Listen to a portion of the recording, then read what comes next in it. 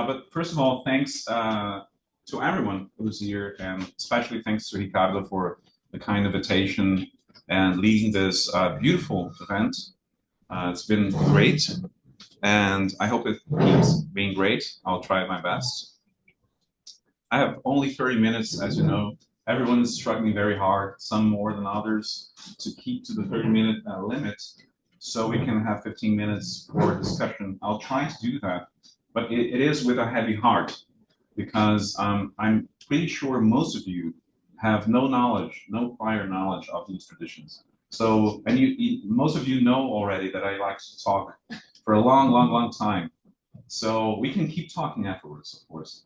If you have any questions that are not answered during the Q&A, because it would take me more than 30 minutes to just introduce these traditions. And of course, I want to get to the point of the talk. So I'll try to keep half introduction and half concepts of divinity in Afro-Brazilian traditions. So Afro-Brazilian traditions are another name for Afro-diasporic Brazilian traditions. And of course, these are the results of the transatlantic slave trade. And the transatlantic slave trade in Brazil was massive, the largest in the world. So, for example, most estimates number around 4 million enslaved people coming to the shores of Brazil. Very close to these shores where we are now, by the way, mostly the Northeast and Rio de Janeiro. And the largest amount came from West Africa, especially the Bight of Benin, the Gold Coast. And I'll talk a little bit about the main tradition, the main African diasporic tradition in Brazil. There are a lot, but the landscape of Afro-Brazilian religions is very varied. So you have a lot of traditions. You have Candomblé, which is probably the main one. You have Umbanda, which is really large, but whose status as Afro-Brazilian religion is could be disputed, at least for some kinds of Umbanda. And then you have Batuque in my own state, down south in Brazil, a tradition called Batuque developed in parallel with Candomblé. So pretty much everything that I will talk to you about today goes for Batuque, for Xangô in the state of Pernambuco, and many other parallel traditions that developed from different mixes, from different mixings of nations or lineages or ethnicities that came to these shores and mixed here, because they were not mixed there. But when you bring slaves to Brazil, what happens is not that they are divided according to ethnicity. The Portuguese have no idea. By the time they came to Brazil, they just mixed everyone together. So you have especially Yoruba people coming to Brazil, but also Fon, Ewe speaking peoples. So the Yoruba, of course, are from Yoruba land, which comprises modern day southwest Nigeria, bits of Benin, Togo, and Ghana. And then you have the Fon, Ewe speaking peoples, the Be speaking peoples, who are coming mostly from the old king of Dahomey, today, modern day Benin. And then you have the Bantu speaking peoples, which are mostly from Angola and Congo. These ethnicities gave rise to different lineages within Candomblé. We call the religion Candomblé, but it's really a grouping of different traditions. It's like Hinduism. It's not just one religion, if you go deep enough. And these, of course, they mix together in Brazil as well. So you have mostly Bantu on one side, so Candomblé Angola, and Jeje Nagô on the other. These two are very hard to separate these days. And Angola is a little easier because the language used in worship is Bakongo, Kikongo, and not Yoruba, as spoken by most and chanted by most practitioners of Candomblé Nagô or Jeje Nagô. And you see here that I used a little bit like a different kind of arrow to signal that candomblé is not made. It's not an African transplant to Brazil. Afro-diasporic traditions are not transplants. They are not traditions that were there and now they're here. No, they are properly Brazilian traditions. They were born in Brazil from the mix of Yoruba, Fonewe, and Bantu-speaking peoples in Brazil, worshiping or relating, better than worship, to their own deities.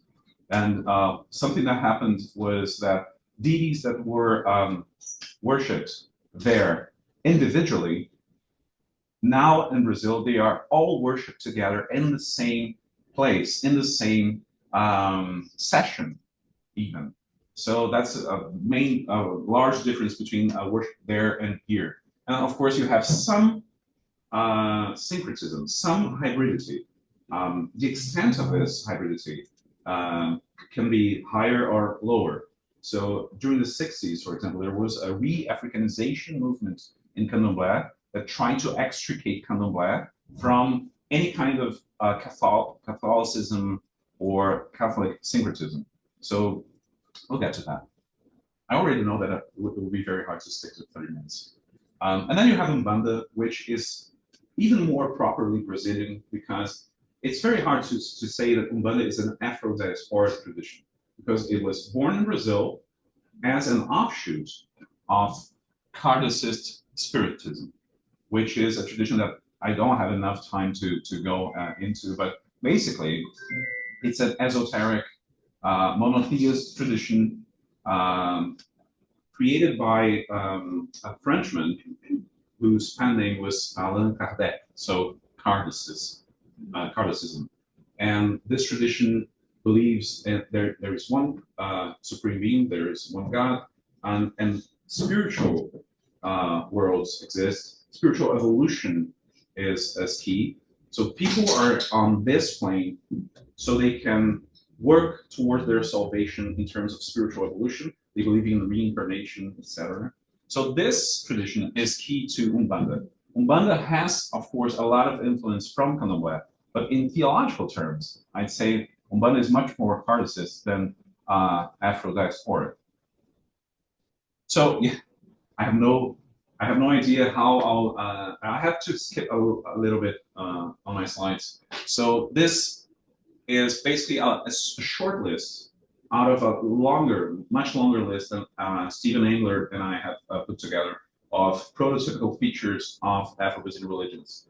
And even cursorily looking at them, we can see that they differ a lot from the religions that philosophers of religion, at least most philosophers of religion, are preoccupied about: Christianity and Islam. And because authority is based on ritual expertise, there are many kind of phenomena like mediumship, spirit mediumship, and spirit possession, or rather incorporation, offerings. Healing and well-being is central to these traditions. Someone said this, I think yesterday, that they were talking about one tradition in which healing is key. I don't remember who it was. Yoga. Yoga, yeah. So in both Candomblé and Umbanda, healing, this worldly healing, is the key. It's the central object of worship, which is relational worship. So when I say worship, I'm not saying that it's a unilateral thing. And worship isn't even the best word here, because it's a relationship between the practitioner and their deity. So I'll just show you a few pictures of orishas, of deities, being incorporated. So these pictures were taken during sessions, during worship, during rituals. This is the first one, Eshu. Eshu is both an orisha, is both a deity and a kind of spirit. So it's a little confusing sometimes. It's big E, like capital E, Eshu, then it's the orisha, and sometimes little e, then it's a kind of spirit, especially in Umbanda, a trickster spirit, usually And Yeshu is the first one to be mentioned and the first one to be called upon because he is a deity without whom nothing can be done. So you need to mention him first, even to give a talk like this, because he is the one who opens pathways, who is right at the crossroads. You need his power to do absolutely anything because he is the deity of transactions. And then you have Ogum, for example. Ogum is also very, very important, also an opener of pathways. He's usually related to iron work and warfare. And then you have Shango, for example, another key male deity, which is related to quarries, to stonework, and to thunder. Then you have the female deities, the main female deities. Oshun, she is related to fresh water, mainly. So rivers and waterfalls. In my hometown of Porto Alegre, you have a statue of Oshun looking over the river that bathes our city or lake, depending on your opinion, River Guaíba. And then you have Iemanjá, who's also worshipped in my hometown of Porto Alegre.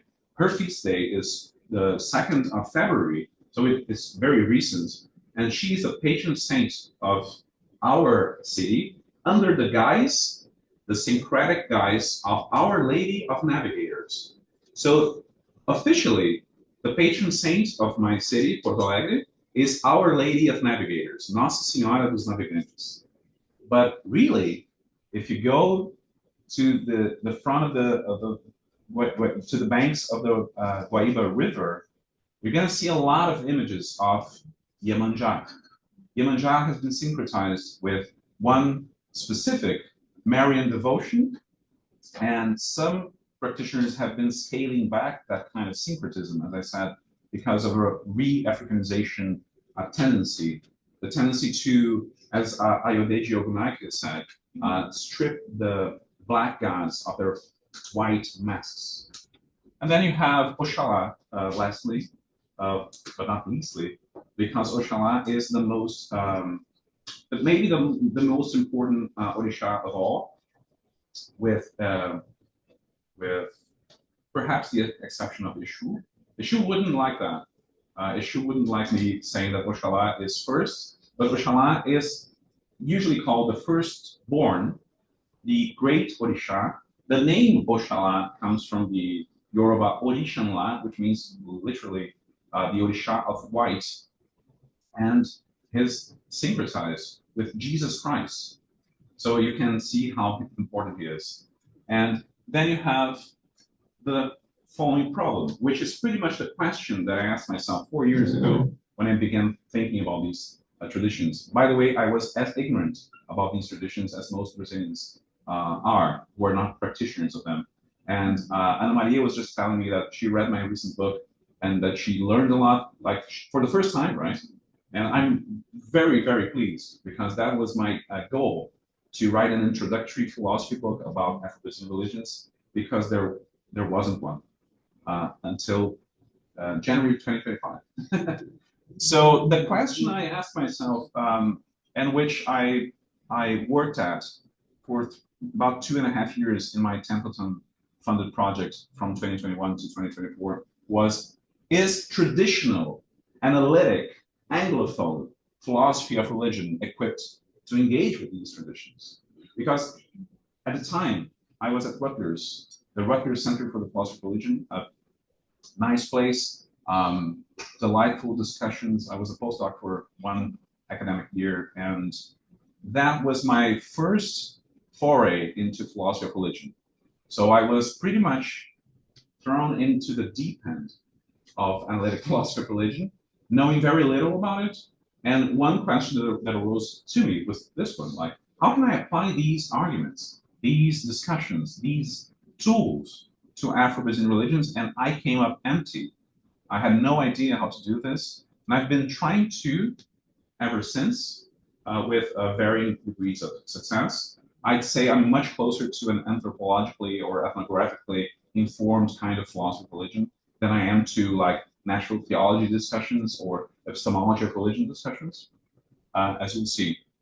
So the key here is that unlike the traditions that are usually discussed in philosophy of religion circles, except like this kind of circle here, you have traditions that have no textual sources. You have traditions that have no central authority. They have no profession of faith, and they're significantly embodied. So we're pretty much the opposite of the rarefied kind of theism that is pretty much the staple of traditional philosophy of religion.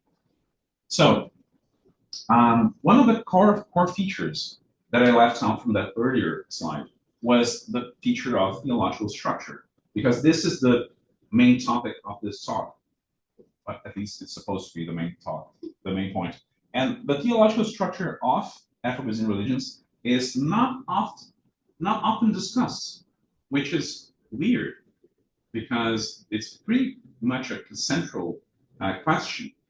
What is the theological structure of these traditions? Of course, when I say these traditions, Afro-Brazilian religions, I'm talking about a multitude of traditions. So it's pretty much expected that there will be internal variation within different traditions and even within the same tradition.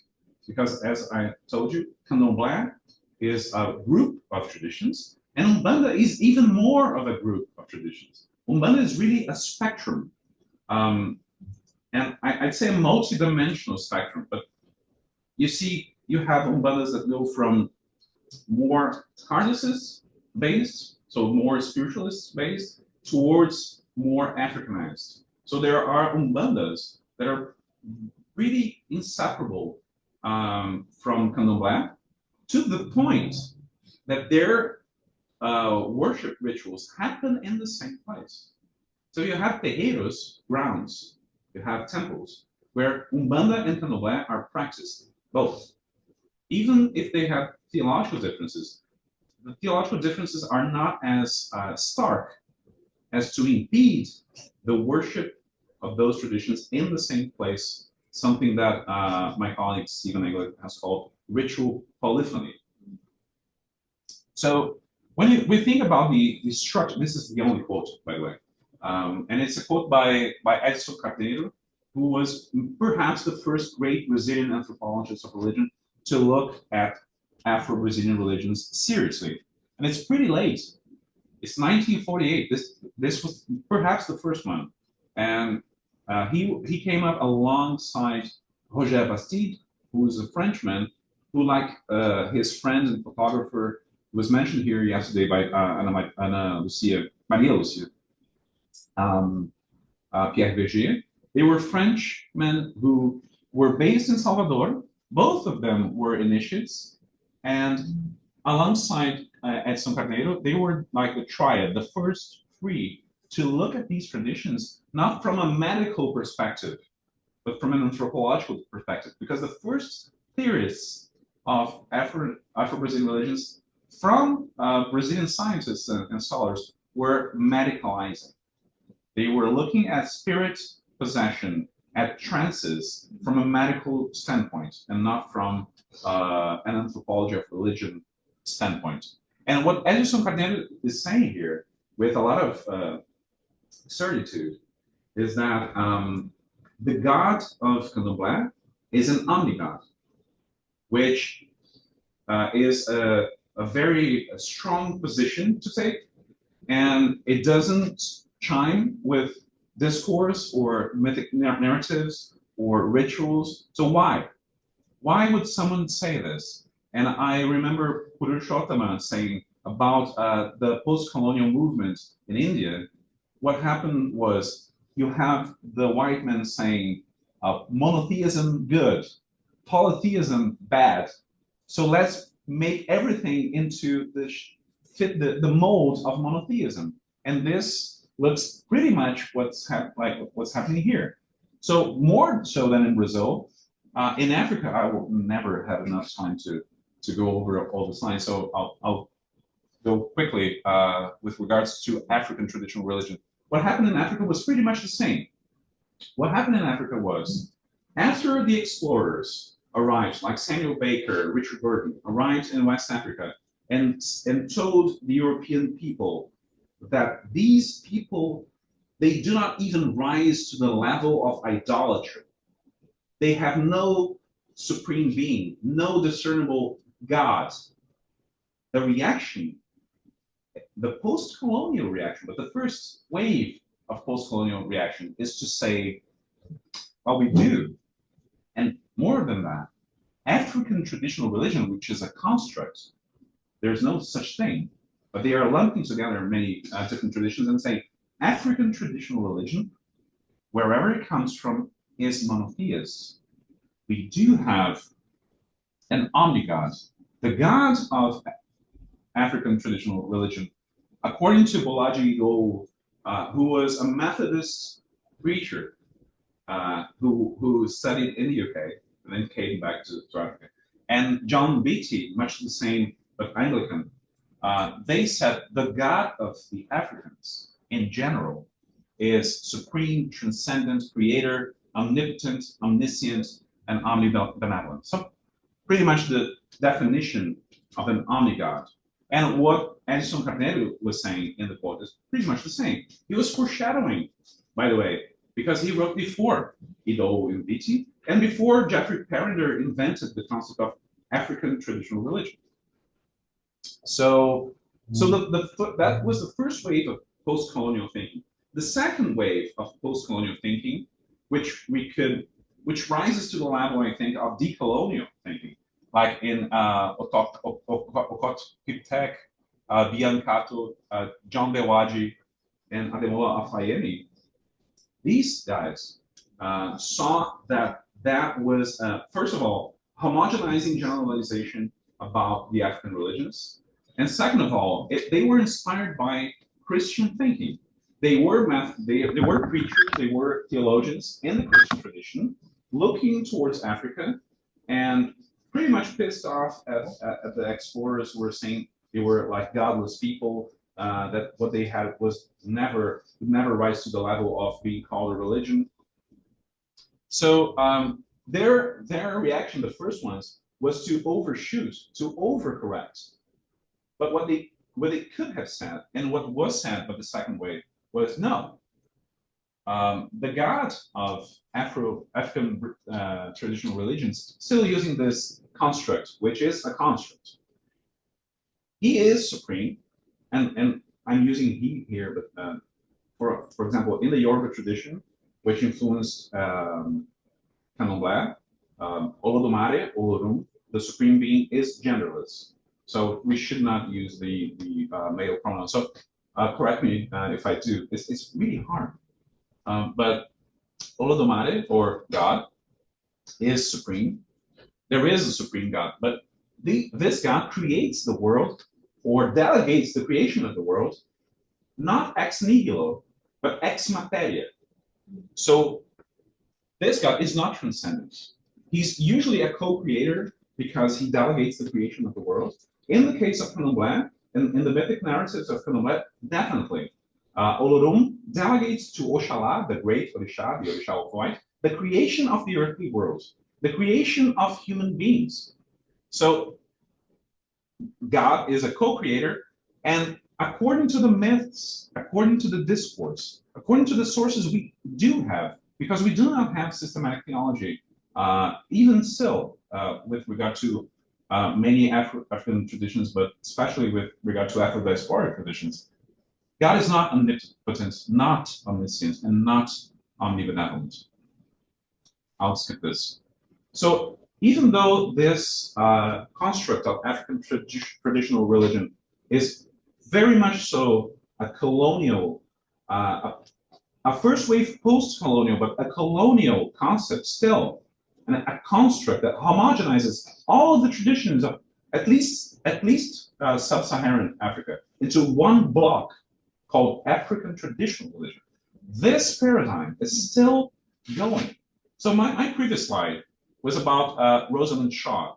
And Rosalind Shaw wrote in the journal Religion in 1990, so a long, long time ago, that this was a colonial concept, that we should extricate scholarship of African religions from this construct. But it is still going strong in philosophy of religion, in African philosophy of religion.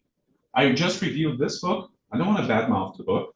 The book is very good, but the book is based on the construct of African traditional religion. And the main thesis of the book is that African traditional religions are monotheists. And there is only one way you can call like Yoruba traditional religion. Like let's go down one level from African traditional religion, a construct, a scholarly construct, but still a construct, to Yoruba traditional religion, which is still varied. But the only way you can call them monotheists is to completely bypass the lesser deities, the Orishas. Or you just say that they are not deities, they are something else, like evolved spirits. This is not the case in the practice, in the discourse, and in the mythic narratives of Candomblé, for instance. So we need to do differently. And I say we because I'm calling my fellow, especially my fellow Brazilians, but not just my fellow Brazilians. The next issue of the journal Religious Studies is a guest edited by me, and it will be the first one on Afro-Brazilian religions in a philosophy journal. And a lot of people from outside Brazil are there, like Bettina Schmidt, Stephen Engler, Michael Burley. So these traditions are still pretty much unexplored, the Afro-Brazilian religions, not the African traditional religion. Which, by the way, I had to resort to this literature from Africa because there is no comparable literature in Brazil. So that's why I went to the Africanist scholars. So the question is then, in the spirit of this book that I just mentioned, would it be helpful in any way to characterize Afro-Brazilian religions as monotheistic? And if you ask people in the street, is Candomblé monotheistic? Is Umbanda monotheistic? Many people will say yes, resolutely yes, because of what Leah was talking about at the beginning of her talk. Monotheists, and Purushotna in a way as well, because monotheist is good, polytheist is bad. Monotheists and polytheists are categories imposed from outside on these traditions. But if you think that being a polytheist is being a heretic, is being godless, or whatever, you will never resort to applying to yourself a label like polytheist. So, but the fact, I think, is that Candomblé is not monotheistic at all, because in Candomblé, or at least in the vast majority of Candomblés, the Orishas, first of all, the supreme being is not an omnigod, as I said. The supreme being is not worshipped. There is no worship, there are no altars, there is no representation of this deity. This deity, however supreme, is far beyond and completely unknown. Like Ana Maria said at the end of her talk. You could even think that maybe Candomblé and the Via Negativa, the apophatic theology, chime because you're talking about an unknown God, completely unknown. I would say I have a few reservations about applying apophaticism to Candomblé because I say that Candomblé practitioners are just reticent because they have no idea who this being is. And more than that, ritually speaking, it doesn't matter because this being does not take attendance. This being does not come down to incorporate in the practitioners, to relate to the practitioners, to receive offerings, to give back healing, to give back success. So this being is outside. And on the other hand, the Orishas are very much in the world. They are spiritual beings, for sure. In Candomblé, they are, in my opinion, I'm pretty sure that at least 90% of Candomblés take them to be deities and not just evolved spirits. So if they were evolved spirits, would they have created the earthly world? Would they have the power to create the world and people and animals and trees. This is not like the task of mere spirits, right? So my conclusion is that Candomblé is definitely polytheistic, and in saying this, many Brazilians, many practitioners of Candomblé would take offense, probably, because they take offense with the word polytheism. I think the word needs to be stripped of any kind of colonial accusations because it is a descriptive word. It shouldn't be an accusation. I'm not accusing anyone of anything. I'm just saying, listen, if the Orishas are deities, this is polytheism. It's a kind of hierarchical polytheism because you have one supreme being at the top, perhaps like a few more important Orishas down one level, maybe another level with lots of other Orishas, some of which are even unknown in Brazil, and then the ancestors, because people, when they die in Candomblé, they may continue living as ancestors, called upon. So in Candomblé, at least, I think we have hierarchical polytheism. And in Umbanda, which, as I said, is a varied tradition, much more varied than Candomblé, we have monotheism as a rule, but I'd say it's almost half and half. Like the Umbandas that are more Africanized would veer towards polytheism.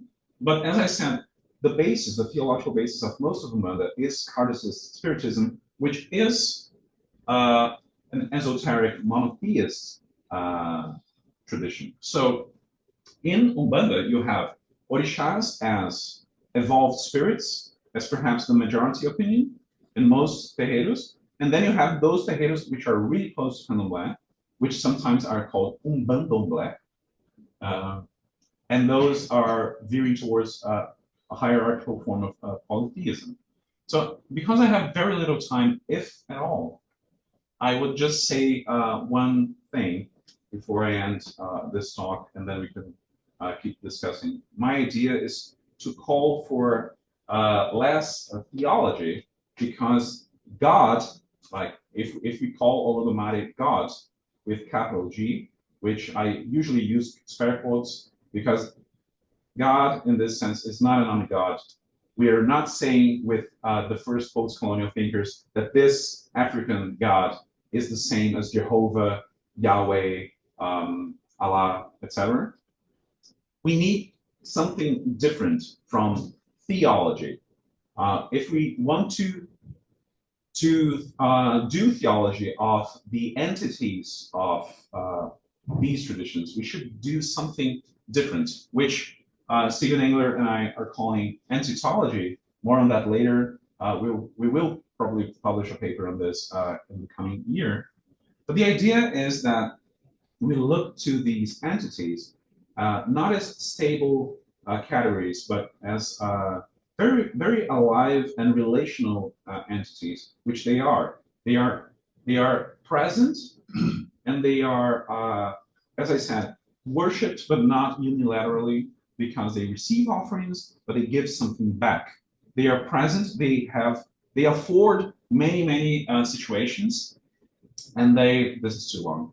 And they, as in the recent ritual in devotion of Iemanjá, or Our Lady of Navigators, in my city of Porto Alegre. This is a picture taken by a friend of mine, I think in 2017.